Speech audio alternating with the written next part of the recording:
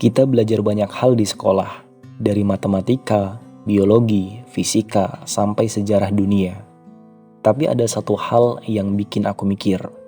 Kita diajarin cara menghitung kecepatan benda jatuh dari gedung 10 lantai, tapi kita nggak pernah diajarin gimana cara bangkit waktu hidup kita sendiri yang jatuh.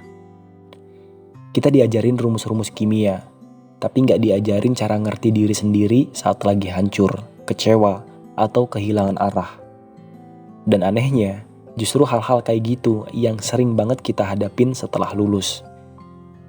Jadi di video ini aku pengen ngobrol sama kamu tentang 5 hal penting yang nyatanya gak pernah diajarin di sekolah, tapi sebenarnya itu ilmu yang kita butuhin banget. Bagian 1, ngerti diri sendiri itu adalah ilmu paling mahal. Di sekolah kita disuruh pilih jurusan, tapi gak pernah diajak kenalan dulu sama siapa kita. Kita ditanya mau kuliah di mana, mau jadi apa. Padahal kita bahkan belum ngerti apa sih yang sebenarnya bikin kita merasa hidup. Self-awareness itu pondasi semua hal. Tapi seringkali baru kita temuin setelah ngalamin banyak luka. Baru sadar pas burnout, baru ngerti batasan diri setelah sering banget overthinking dan pleasing orang.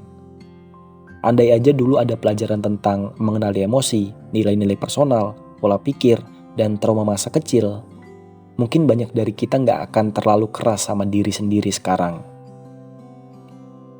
Bagian 2, uang itu nyata, tapi ilmunya jarang diajarkan. Ngitung bunga majemuk, pernah, tapi diajarin cara bikin budgeting pribadi, nggak pernah. Kita tumbuh dengan mindset, sekolah tinggi sama dengan sukses, tapi kenyataannya banyak dari kita malah kaget di dunia nyata. Gaji masuk, seminggu langsung habis. Belum lagi urusan tentang pay letter, investasi bodong, dan gaya hidup FOMO.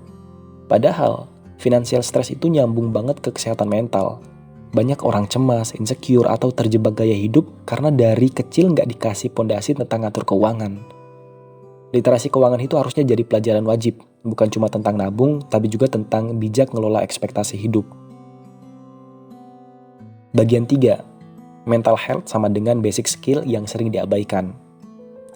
Kita diajarin buat tampil kuat, nilai bagus, prestasi, tapi nggak pernah diajarin gimana cara minta tolong saat lagi ngerasa kalah.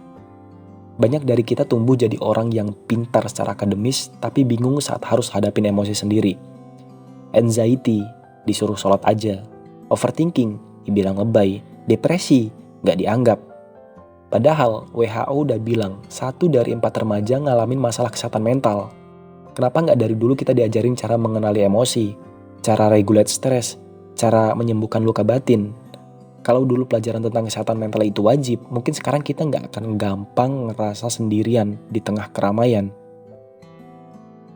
Bagian 4, komunikasi dan hubungan adalah bukan sekedar ngobrol doang. Kerja kelompok, iya, tapi pernah nggak diajarin cara ngomong yang nggak nyakitin? Atau gimana cara bilang enggak tanpa rasa bersalah? Di sekolah, hubungan itu sering diasumsikan udah otomatis. Padahal dalam realitas, banyak orang dewasa bingung cara bangun relasi sehat. Banyak dari kita nggak tahu caranya jujur ke pasangan, cara hadapin konflik tanpa marah-marah, atau cara ninggalin hubungan yang toksik. Kalau aja dulu kita belajar soal komunikasi asertif, boundaries, dan healthy attachment, mungkin kita nggak akan tumbuh jadi generasi yang takut bicara karena trauma dimarahin saat kecil.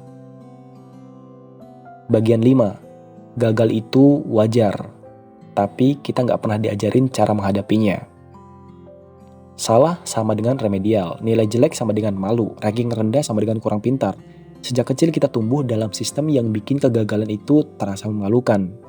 Padahal kenyataannya, hidup itu penuh dengan trial dan error. Gagal interview, ditolak beasiswa, ditinggal pas sayang-sayangnya, itu bagian dari hidup. Tapi karena nggak pernah diajarin cara mengelola kegagalan, banyak dari kita akhirnya trauma. Takut mulai hal baru, takut dijudge, takut gagal lagi. Padahal gagal itu guru terbaik, tapi sekolah seringkali cuma nyiapin kita buat lulus ujian, bukan buat lulus dari rasa kecewa. Sekolah ngajarin kita banyak hal, tapi nggak semua hal, dan itu bukan salah siapa-siapa. Tapi sekarang, setelah tahu, kita punya tanggung jawab buat terus belajar hal-hal yang penting buat hidup kita. ngerti diri sendiri, ngatur emosi, ngatur uang, ngomong yang sehat, gagal dengan berani. Semua itu bisa kita pelajarin pelan-pelan. Karena hidup yang paling real justru dimulai setelah kita lulus dari ruang kelas. Hidup gak selalu ngajarin kita duluan. Kadang kita harus jatuh dulu baru ngerti. Tapi kamu gak harus belajar semuanya sendirian. Karena di channel ini kita tumbuh bareng, satu luka, satu pelajaran, satu langkah kecil tiap harinya.